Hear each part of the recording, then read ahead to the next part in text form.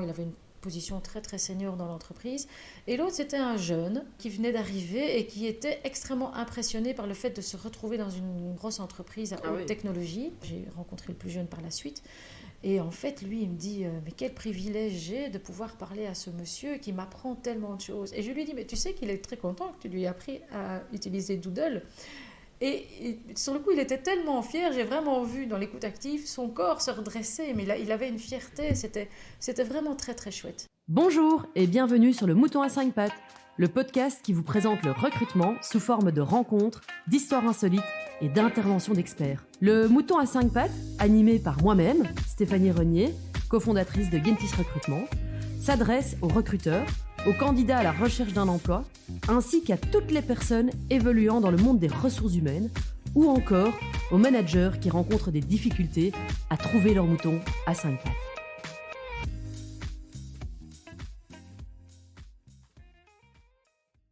Bonjour à tous, bienvenue dans le Mouton à 5 pattes. Aujourd'hui, je reçois Véronique Noiret. Bonjour Véronique. Bonjour Stéphanie. J'espère que tu vas bien. Je vais très très bien. Alors aujourd'hui, on va parler d'un sujet ultra actuel, le management intergénérationnel. Tout d'abord, Véronique, si tu pouvais te présenter en 2-3 minutes. Oui, avec plaisir. Donc voilà, je dis toujours, je suis Véronique Noiret. J'ai 55 ans, peut-être que c'est... Voilà, dans ce contexte-ci, je peux le dire. En fait, voilà, moi je suis une scientifique de formation, je suis biologiste, toujours attirée par la nature et qui m'a amenée dans ma carrière professionnelle à passer plus de 25 ans dans des firmes, enfin dans 2 firmes pharmaceutiques précisément, où j'étais responsable d'équipe. Et où j'ai pu en fait travailler dans les grosses boîtes. On a de tous les âges, de tous les profils. On a vraiment, c'est très très varié, très diversifié comme profil de collaborateurs et de collègues. Et progressivement, j'ai vraiment été sensibilisée justement par cette collaboration intergénérationnelle et ce que chaque génération peut apporter à l'autre. Alors, suite à une restructuration, je me suis retrouvée dehors, mais j'ai eu la chance, la dernière année où je travaillais, de pouvoir tester mon envie de ma prochaine étape professionnelle et j'ai pu tester justement la mise en place d'un projet de collaboration intergénérationnelle au sein de ma propre entreprise. Et quand j'en suis sortie, j'ai lancé mon propre projet sur cette collaboration intergénérationnelle. Super, félicitations. Oui. Comment s'appelle ce projet ? Alors, je lui ai donné le nom d'Axolot.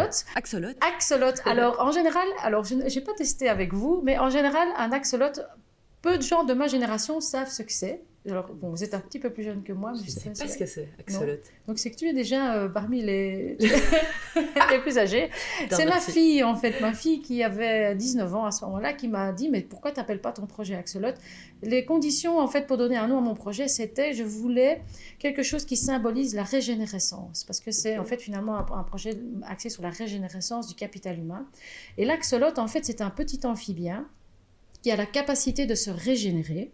Alors pourquoi les jeunes sont au courant et pas les plus âgés ? C'est parce qu'en fait, dans certains jeux vidéo, il y a eu des personnages qui étaient des axolotes, en fait. Ah oui, non, et donc c'est pour ça que les plus jeunes savent. Et donc c'était pour moi un exemple très clair que la jeune génération peut apprendre des choses aux générations plus anciennes. Et donc c'est ma fille qui m'a appris ce qu'était un axolote. Alors après, évidemment, biologiste que je me suis intéressée à ce mécanisme de régénérescence qui est très particulier. Il faut savoir que l'axolot est l'animal le plus étudié en cancérologie, justement parce qu'il a cette capacité à régénérer ses organes. Et comment il fait ? En fait, quand il y a une blessure, une coupure, enfin une amputation d'un membre ou d'un organe, il lance des signaux en fait chimiques dans son corps qui appellent des cellules spécialisées des différents organes, donc des cellules d'os, de muscles, des cellules sanguines, de peau, etc. Et ces cellules migrent en fait vers la blessure et apprennent aux cellules souches. Donc les cellules souches, ce sont des jeunes cellules non différenciées qui peuvent devenir n'importe quoi. Elles apprennent à ces cellules souches à se transformer en muscles, en peau, en veines, enfin tout, etc. Donc en fait, il y a vraiment cette transmission de connaissances entre les cellules spécialisées et les cellules non spécialisées. Et pour reformer, pour reformer un organe. Donc ça prend tout son sens. Donc, pour reformer une équipe. Exactement. Intergénérationnelle. Donc, avec l'échange de connaissances, tout à fait. Super. Est-ce que toi-même, tu as connu des équipes intergénérationnelles ?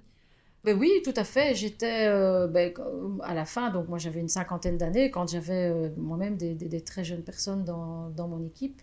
Donc oui, j'ai effectivement moi-même été responsable d'équipe multigénérationnelle. Et puis quand j'étais toute jeune aussi, évidemment, j'étais moi la petite jeune et j'avais des collègues qui étaient plus âgés. Oui, oui, tout à fait. Ok, et pour toi, de ce que tu as observé, quels sont les avantages à avoir une équipe composée de plusieurs générations différentes? Alors, en fait, chaque génération peut apporter quelque chose. Donc, on a la génération des baby boomers, on a les X, les Y, les millennials.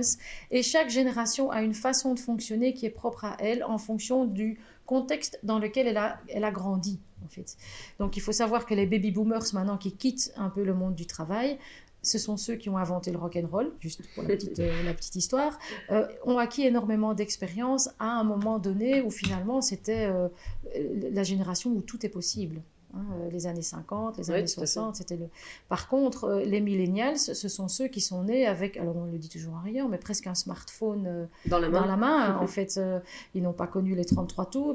Souvent, pour expliquer la différence entre les générations, je prends les téléphones. Quel est le téléphone que vous avez connu, en fait, quand vous étiez enfant, que vous utilisiez quand vous étiez enfant? Montrer un téléphone avec la roulette où il faut tourner la roulette pour les chiffres, moi, c'est ce que j'ai connu. À mes enfants, la première fois qu'ils ont vu ça, en fait, ils cherchaient à appuyer sur le chiffre, ils ne savaient pas du tout compris qu'il fallait tourner la roulette.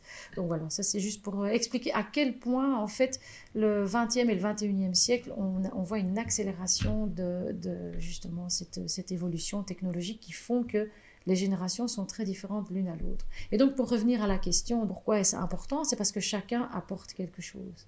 Il faut aussi savoir que la génération la plus jeune maintenant, c'est une génération qui peut apprendre aux plus anciens. Et ça n'a jamais été le cas avant. Avant, on était toujours les plus anciens apprennent aux plus jeunes. On avait les sages et on avait les jeunes. Exactement, ouais. Maintenant, c'est dans les deux sens.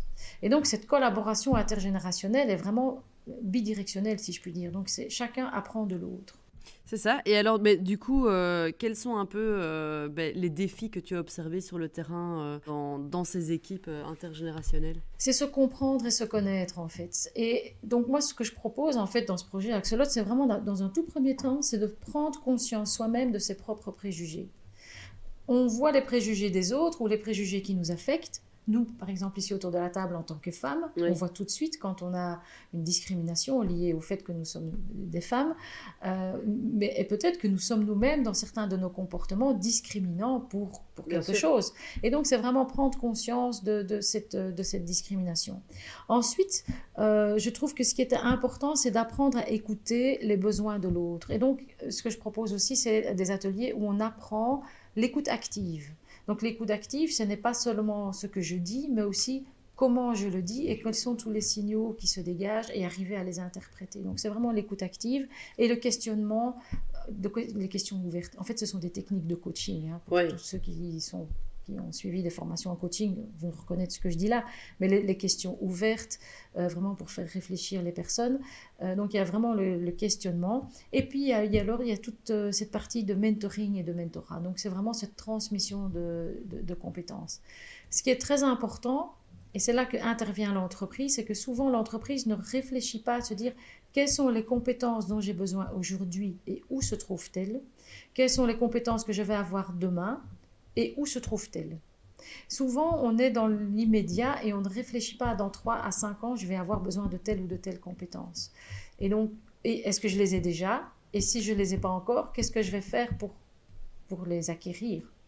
Et quand on sait que ça coûte plus cher à une entreprise de licencier et de recruter plutôt que de former, on se dit, mais le mentoring intergénérationnel est probablement quelque chose qui peut vraiment avoir une valeur ajoutée au sein d'une entreprise. Mais un mentoring structuré. Ce n'est pas mettre 2 personnes ensemble et débrouillez-vous, échangez-vous vos savoirs et vos savoir-faire. C'est vraiment de se dire de quoi j'ai vraiment besoin, moi, en tant qu'entreprise, où ça se trouve et qui est capable de transmettre, qui a envie de transmettre et qui a envie de recevoir. Ok, et oui, parce que du coup, comme tu disais, ça va dans les deux directions. Donc, quelqu'un qui vient d'arriver, qui sort des études, pourrait apprendre et mentorer Exactement. quelqu'un de senior. Quand je pouvais tester et que j'ai construit mon projet, il y avait comme ça un duo. Le monsieur, c'était deux hommes en fait, mais bon, il y en a un, il avait 60 et quelques années et il était Chief Medical Officer. Donc il avait une position très très senior dans l'entreprise. Et l'autre, c'était un jeune qui venait d'arriver et qui était extrêmement impressionné par le fait de se retrouver dans une grosse entreprise à haute technologie. Et il ne savait pas trop comment trouver son chemin. Et donc, on les a mis ensemble, enfin, ils se sont trouvés, on a fait le duo. Et j'ai d'abord parlé à la personne plus âgée. Et il me dit, c'est extraordinaire, grâce à lui, maintenant, je sais faire un doodle. Ben, voilà. Et donc lui, alors j'étais parlé après avec le plus jeune. Le hasard des calendriers a fait que des agendas, j'ai rencontré le plus jeune par la suite. Et en fait, lui, il me dit, mais quel privilège j'ai de pouvoir parler à ce monsieur qui m'apprend tellement de choses. Et je lui dis, mais tu sais qu'il est très content que tu lui aies appris à utiliser Doodle. Et sur le coup, il était tellement fier, j'ai vraiment vu dans l'écoute active son corps se redresser, mais il avait une fierté, c'était vraiment très très chouette. Mais le conseil qu'ils m'ont donné tous les deux, c'est vraiment, il faut que ce soit reconnu au sein de l'entreprise. Ça ne doit pas être un hobby qu'on fait sur le côté, ça doit vraiment faire partie de la stratégie de l'entreprise, de mettre en place ce mentor. Et comment est-ce qu'on peut faire pour que ce soit reconnu au sein de l'entreprise? C'est via des programmes officiels que l'entreprise lance Il faut d'abord convaincre le comité de direction, les faire réfléchir à ce dont ils ont besoin et leur demander de jouer l'exemple, en fait, de donner exemple. Donc, de eux-mêmes accompagner d'autres collaborateurs et de faire eux-mêmes le mentoring. Et surtout aussi, c'est de positionner ce mentoring par rapport à leur stratégie. De quoi ont-ils besoin pour pouvoir arriver aux objectifs qu'ils se sont fixés? Un exemple concret qui me vient à l'esprit, c'était dans une concession automobile où ils avaient clairement l'ambition de aussi se spécialiser dans le leasing de voitures d'occasion. C'est assez récent. Et bien, en fait, en réfléchissant avec moi ensemble, il s'est dit, mais finalement, il me manque des compétences de tout ce qui est fiscal, fiscalité, etc. Moi, dans mon garage, j'ai des mécaniciens, j'ai des carrossiers, mais j'ai pas de fiscaliste ou j'ai personne qui peut s'y connaître. Donc, comment démarrer ça? Et donc, voilà, c'est comme ça qu'on a commencé à réfléchir sur qui peut apporter cette compétence en interne. Et quelle est la différence, selon toi, entre le mentoring et les formations? Donc, c'est le training. On sait tous que d'un training, quand on sort d'un training, on va garder 10% de ce qu'on a appris. À la longue. Les études ont démontré ça. Le mentoring, c'est quand même beaucoup plus un accompagnement individualisé, personnalisé, et on est beaucoup plus dans un relationnel humain, avec une relation de confiance entre les deux personnes, entre le mentee et le mentor, où il peut y avoir un échange de questions-réponses, et finalement le mentor va donner des conseils, va expliquer comment lui a vécu telle ou telle situation, comment il est sorti de tel problème bien précis, donc c'est plus concret. Il y a un échange et le mentee va prendre ou ne pas prendre ce que le mentor dit. J'essaye de me projeter un petit peu justement dans le mentoring. Est-ce que tu fais du coup un appel à volontaires, entre guillemets, de dire ok, moi dans mon entreprise, j'ai des lacunes en fiscalité, qui pourrait m'aider, enfin qui pourrait nous aider, comment ça se passe? L'idéal, c'est quand même commencer par le manager qui connaît bien ses équipes et de voir qui il verrait bien mentor. Ou mentee. Parce que c'est des aptitudes. Est-ce qu'on a une aptitude à transmettre son savoir? Est-ce qu'on a envie de le mettre? Donc il faut d'abord, pour les aptitudes, moi je trouve que c'est quand même bien d'avoir aussi un avis extérieur. Et puis il faut que cette personne le veuille. Et donc la deuxième étape, c'est de voir si elle veut bien le faire, de devenir mentor. Et puis c'est former à comment transmettre son savoir. Il y a un côté plus pédagogique quand même à apporter. Et puis, c'est d'être reconnu comme étant mentor sur une compétence précise. Et ça peut aussi être du soft skills, compétence douce. Ça ne doit pas nécessairement être une compétence purement technique. Et alors, on va revenir un petit peu en arrière sur le management intergénérationnel. On voit souvent dans les entreprises avec lesquelles on travaille que les équipes ont souvent tout un peu le même âge. On a des équipes où il y a, on va parler de développeurs en IT, toute l'équipe a moins de 30 ans. Ou alors un département de compta, toute l'équipe a plus de 40 ans. Qu'est-ce que tu as envie de dire aux managers de ces équipes, on va dire, monogénérationnelles, pour les inciter à justement engager et avoir des équipes plus intergénérationnelles? En fait, la première chose qui me vient à l'esprit, c'est de leur dire mais qu'ils se privent en fait d'une richesse, exactement. Donc, alors comment les ouvrir à ça? D'abord, moi souvent ce que je propose quand j'accompagne une entreprise, je fais d'abord une analyse démographique, ce que j'appelle la démographie dynamique. Et donc, je leur montre leur pyramide des âges au sein de leur département ou au sein de l'entreprise en général. En fait, je fais les deux pour qu'ils puissent se comparer leur département par rapport à l'entreprise en général. Est-ce qu'ils ont le même profil ou pas. Ensuite, dynamique, qu'est-ce que j'entends par démographie dynamique? C'est aussi les mouvements in et out, donc les gens qui rentrent et les gens qui sortent. Et on se rend compte qu'inconsciemment, on a tendance à recruter des gens qui nous ressemblent d'une façon ou d'une autre. Et donc, c'est vraiment leur faire prendre conscience qu'il y a vraiment quelque chose. Alors, on dit oui, mais on recrute des jeunes et en fait, ils s'en vont tout de suite. Mais est-ce que vous les accueillez? Voilà. Et j'avais une entreprise où j'ai fait ça, donc cette analyse démographie dynamique. Et là, en fait, le département en question, il s'est rendu compte que son département, la moyenne d'âge était très élevée, c'était 46 ou 47 ans, et qu'il passait énormément de temps avec les jeunes parce qu'il avait peur de les perdre. Et finalement, il laissait complètement de côté les plus seniors qui étaient démotivés. Et donc, il y a vraiment eu cette prise de conscience de se dire, ben voilà, j'ai une équipe qui est peut-être multigénérationnelle, mais je dois m'occuper de chaque génération pour pouvoir justement profiter de ce que chacune peut m'apporter. Mais la première chose que je fais, moi, c'est vraiment une analyse factuelle. On a souvent une idée, on pense que. Le début de tout ce projet, j'avais été contactée par le responsable des ressources humaines de l'entreprise où j'étais et m'a dit, il faut que tu fasses quelque chose, Véronique, avec les directeurs de plus de 50 ans parce qu'ils sont complètement démotivés. Ils n'apportent plus rien à l'entreprise. Et en fait, c'est fort, hein, ouais. C'est très fort. Et quand j'ai fait l'analyse démographique et que j'ai aussi rencontré les gens, en fait, c'était tout à fait faux. C'était pas du tout juste. Ok, et comment ça se fait qu'il avait cette impression alors? Parce que général, c'est de tout le monde, hein. On a une impression basée sur une ou deux personnes ou un entretien qui nous a plus particulièrement marqué. Et là, en fait, en l'occurrence, c'était vraiment le cas. En fait, hein. Il y avait 2-3 personnes qui avaient demandé à quitter l'entreprise. Et c'était peut-être 3 à la suite l'un de l'autre des directeurs de plus de 50 ans. Et donc, il a fait dans sa tête le lien entre les trois en disant des directeurs de plus de 50 ans. Voilà. Ouais, c'est ça. Donc, c'était tout simplement ça, en fait. Ok, et alors, mais comment on peut faire pour éviter, si c'est possible, les préjugés par rapport à l'âge, peu importe l'âge, j'ai envie de dire, hein, que ce soit les jeunes, voilà, les moins jeunes. Alors, en fait, moi, je propose des ateliers d'abord comprendre les différentes générations. C'est vraiment la collaboration intergénérationnelle, mais en expliquant clairement quels sont les différents types de générations et comment est-ce qu'elles fonctionnent et qu'est-ce que chacune peut apporter. Et puis alors, il y a un autre atelier qui est souvent qui est combiné sur les stéréotypes inconscients.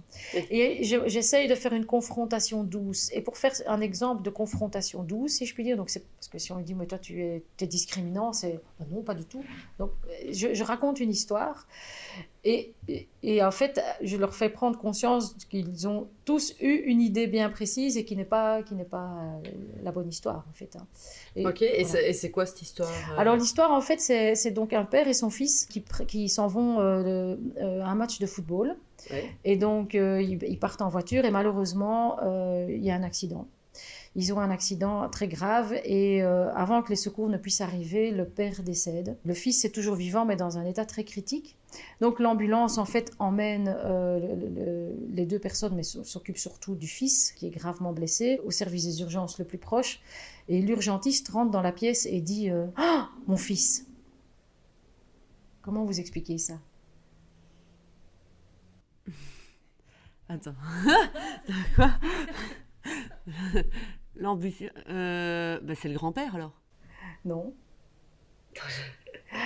Et si, voilà. En fait, c'est la maman. L'urgentiste est une femme. Et inconsciemment, on pense qu'un urgentiste, un médecin spécialisé, est un homme.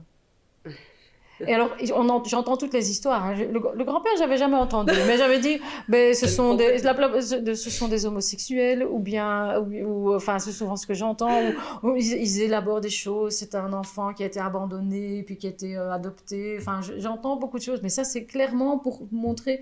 Et voilà, et donc, c'est de dire, oups, oui. Donc, peut-être que de temps en temps, je réagis comme ça. Donc, voilà, ça, c'est un exemple que je donne. Ah oui, parce que oui, effectivement, j'ai entendu l'urgentiste. Je ne sais pas si c'est un homme ou une femme, c'est vrai. Voilà. Justement. Non, ouais. Ok. Voilà, voilà. un exemple. Donc, stéréotype inconscient, voilà. Donc, super. En plus, moi qui me déclare féministe, c'est vraiment très bien. Et donc voilà, c'est là qu'on se dit, mais donc, comme je disais en off, moi-même, j'ai parfois des préjugés par rapport à l'âge. Je n'en suis pas du tout consciente, en fait. On a tous, même quand on est revendicatrice ou revendicateur de quelque chose, on a malgré tout des préjugés. Voilà, c'est comme ça que je commence mon atelier. Oui, c'est assez confrontant. Oui, voilà. Mais bon, c'est fait en toute bienveillance, évidemment. Oui, donc, bien sûr. Mais donc, donc comprendre les différentes générations, et je pense que souvent, on a beaucoup de mal, évidemment, à toutes les connaître. Et donc, du coup, c'est vrai qu'il y a beaucoup de managers, entre guillemets, qui vont se concentrer sur un certain type de génération, dans 90% des cas, leur propre génération. Tout à fait. Donc, il faut en prendre conscience, en fait, et peut-être oser se mettre soi-même en difficulté, et qui n'est pas une difficulté, c'est un préjugé, encore une fois, qu'on a, mais oser recruter une personne de 60 ans. Maintenant, avec l'âge de la pension qui recule, et donc il faudra travailler jusqu'à 67 ans et peut-être au-delà, voilà, on aura facilement 4 générations au travail. Et il faudra tous les inclure. Et il faudra tous les inclure. On pourrait avoir dans une même entreprise le fils, le père et le grand-père, comme on disait tout à l'heure, ou la mère, enfin voilà, tout à fait. Mais avant tout, comme tu disais, avec beaucoup d'avantages, quoi. Exactement. De travailler tous ensemble et d'apprendre continuellement les uns des autres, peu importe l'âge, en fait. Tout à fait. Ok, super. Un tout grand merci, Véronique. Un vrai plaisir. Bonne journée, à bientôt. Merci, à bientôt. Au revoir. Au revoir. Merci de nous avoir suivis jusqu'à maintenant. Nous espérons que cet épisode vous a plu. Si c'est le cas, n'hésitez pas à nous soutenir en vous abonnant, en partageant notre contenu et en nous laissant 5 étoiles sur votre plateforme d'écoute préférée. Pensez aussi à nous suivre sur nos réseaux sociaux afin de vous tenir au courant des dernières actualités du Mouton à 5 pattes. Merci beaucoup et à bientôt pour un nouvel épisode.